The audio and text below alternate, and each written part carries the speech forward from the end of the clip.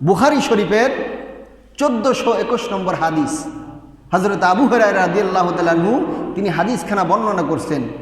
এক ব্যক্তি তিনি নিয়ত করলেন, আমি রাতের বেলায় সদকা করব। কি করব? রাতের বেলায় সদকা করব।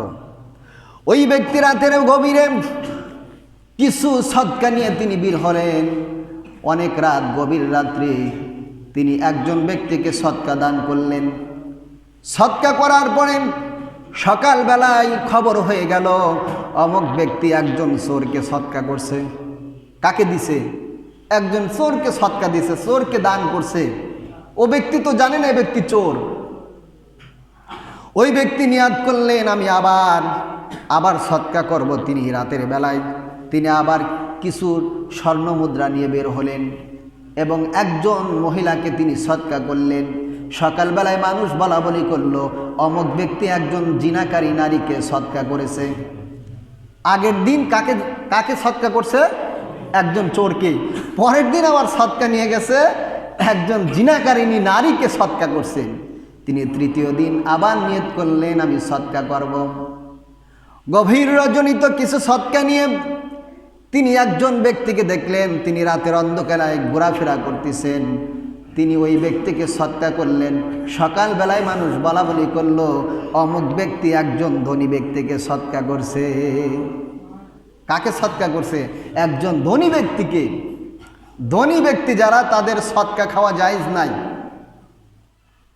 ধনী ব্যক্তি সদকা দিবে, ধনী ব্যক্তি সদকা খাবে না। অথচ ওই ব্যক্তি একজন ধনী ব্যক্তিকে সদকা করছেন। এই তিনজন ব্যক্তিকে যখন সদকা করার পরে ওই ব্যক্তি ঘুমিয়ে পড়েছে, একজন অপরিচিত ব্যক্তি এসে বলে, তুমি যে একজন চোরকে সদকা করেছো, তোমার সদকার টাকা পেয়ে ওই ব্যক্তি চুরি করা বন্ধ করে দিয়েছে। দুই নম্বর, একজন জিনাকারী নারীকে তুমি সদকা করার কারণে, তোমার নিয়তটা বিশুদ্ধ হওয়ার কারণে, নিয়তটা সঠিক হওয়ার কারণে আল্লাহ রাব্বুল আলামিন তোমার ওই সদকার টাকার কারণে ওই মহিলা ব্যভিচারিণী করা বন্ধ করে দিয়েছে।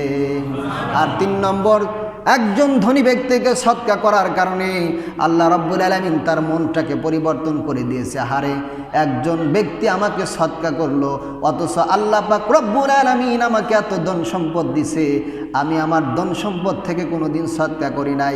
ওই ব্যক্তি লজ্জিত হয়ে পরবর্তীতে তিনি সদকা করা শুরু করে দিলেন।